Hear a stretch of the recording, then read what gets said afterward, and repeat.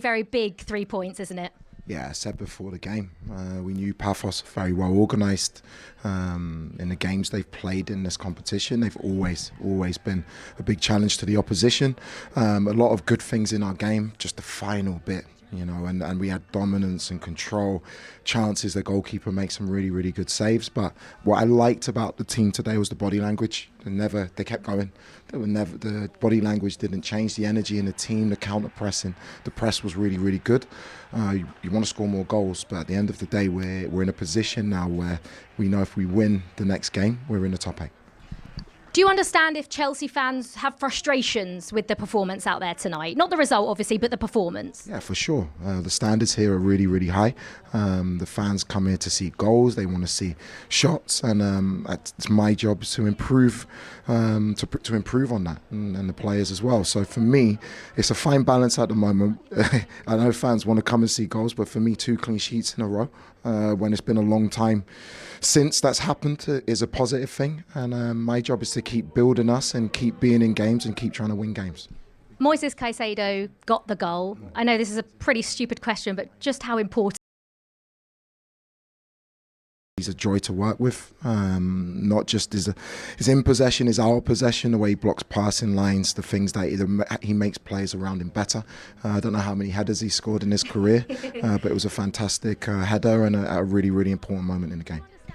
With a player like him, I asked him actually after the game if he feels like a leader in this squad, even though he is still really young. And he said he doesn't talk much in the dressing room, but he tries to do his talking on the pitch. And my word, does he do that? Yeah, there are different ways to lead. You can be a shouter, a talker. You can lead through your play and through the way that you conduct yourself. He is a top professional. His humility is incredible, and he's going to get better and better. So for me, he's another player who I'm absolutely loving having in my group, and I think he's enjoying it, and hopefully he helps us be successful in the future. Reece James came off at half-time. There'll be a lot of Chelsea fans looking at that, worrying that might have been an injury. Nothing to do with an injury, just precautionary, managing his minutes. Managing the group as best as I can. We have so many games. Reece is so important. I don't normally do pre-planned subs, but I wanted Reece to feel the way I wanted the team to play, but I also need him because he's so important for us. So we made an attacking change. We brought on Esteval for Reece and played it with an extra attacking player, and I thought Esteval, when he came, was very good as well. And just finally, into the top 8 currently as it stands, and that's put Chelsea in a much better position, but a huge task away at Napoli next week. That's why you're in football. That's why I'm here. We first have to go to Selhurst Park on Sunday, which is going to be a really difficult physical game. And then I'm focused on that, and then we'll make sure that we try and get the best game plan, the best preparation for Napoli afterwards. Congratulations tonight, Liam. Thank you. Thank you so much. Yeah, good to hear from Liam Rosenior, and so level-headed, so measured. He's clearly a deep thinker, and he's going to forensically look at this game and look at all the things that the side did well and the side what they didn't. In your mind, what were the most positive things you can take from this? I think, like you said, body language. I think it would have been easy after about 55, 60 minutes to let nerves kick in. You always felt they were going to score and break them. I thought positive. You think Caicedo has a lot to work on.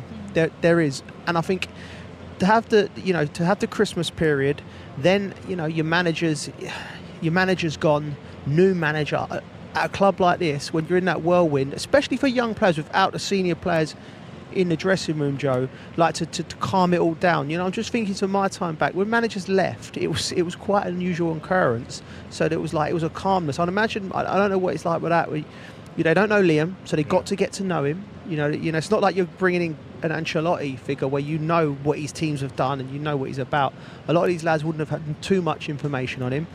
So all of that to contend with, a semi-final, 4 different competitions. The main thing is to win, and these lads keep winning games of football and finding a way. But there is a lot to improve on as well. Yeah, definitely. They'll take some positives, again, some individual performances, the persistence as he spoke about.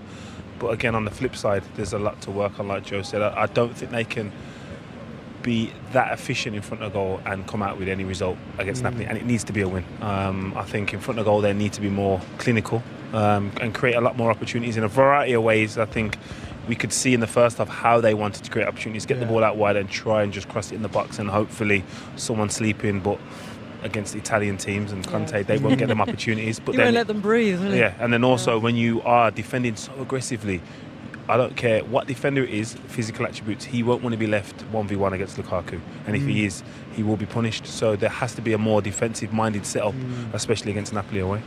Well, one real positive, actually, as Liam mentioned, was the consecutive difference being really important, particularly with all that congestion of teams, 8 of them on the same number of points trying to get into that top 8. Yeah, but again, now I think they've given themselves an opportunity. The points are more important. I think before tonight, regardless, like we said, PSG and Newcastle playing each other, it gives them a chance to just be in there, just on points. And that's where you want to be. You don't have to be relying on goal difference, because with 10, 15 minutes to go away from home, if you have to score 1 or 2 goals, you're leaving yourself open for counter-attacks and conceding. So they've given themselves the best opportunity they could by winning tonight. Yeah, the important thing was absolutely getting that victory. And they did that, and as you say, so much work to do for this side as well. For Liam Rosenior, I'm sure he'll be, as I say, racking his brains and trying to find all the solutions. And with all the changes he made today, he actually got the result that he needed. And there we go, they got the victory. That is matchday 7 concluded from the Champions League. What about tomorrow night? I want him to score so they can play Casey and the Sunshine Band, because they all love it when he does. But he is just one of those players who you just feel has got... I mean, he's only 18. He's got so much still left in him, so much to develop. And while he's a different profile to maybe Liam Delap, who we were talking about pre-match, there's something that he can really add to this team. It's that little bit of dynamism, that bit of magic when their backs are against the wall. Yeah, definitely. And he's obviously a different position to Liam. But his freedom and his belief in his ability, even for Brazil, when I've watched him for them, he's given a responsibility that not many players get unless you trust their talent, and rightly so. He was put on in the second half to create moments. I thought he started off very brightly and then faded a little bit into the game. I think they recognised how much of a threat he was and doubled up, tripled up on him, giving the respect he deserves. But again, as he gets older and a bit more mature and a bit more understanding of the game that he's actually playing in, he'll cause immense problems for the opposition. Absolutely incredible talent, and this side is really full of talent, isn't it? It's just finding the right formula under the new manager, because there's been so much change at this club. Liam Rosenior will be relieved to pick up a victory here in his first Champions League match in charge. More reaction and analysis after this. I'm not surprised. You know, it was all new to us last year. Didn't really know what to expect, and then match day 8 was brilliant. You know, you're in, you're out. There were so many connotations that could have happened, so it was really exciting. I'm already, because I'm on that gig in the Goal Show next week, where it's going to be like, my head will be spun all over Europe. Who's going to win? So yeah, I'm really looking forward to that, because it does, this we've seen great games, but we haven't seen jeopardy, and you've got all the jeopardy on the last 8, and to have all of our teams could finish in the top 8 is remarkable. It shows you the strength of the Premier League. It really does. Yeah, absolutely. And Chelsea, as we say, look, they did what they had to do today. We saw Moise Caicedo. We heard from him as well. Player of the match, rightly so for Chelsea tonight. He was just on the end of so much tonight. It was just that one opportunity that had to go in, and it did eventually. Yeah, definitely. And like I said, on another night he ends up with a hat-trick. Some clean strikes. Whether it's by design or just default, he tends to find space in around the nerves kick in. You start trying to force things, and that's when you're looking around for your big players. And he's fast becoming, the most important player at this club. And that 100 million looks like a snip now.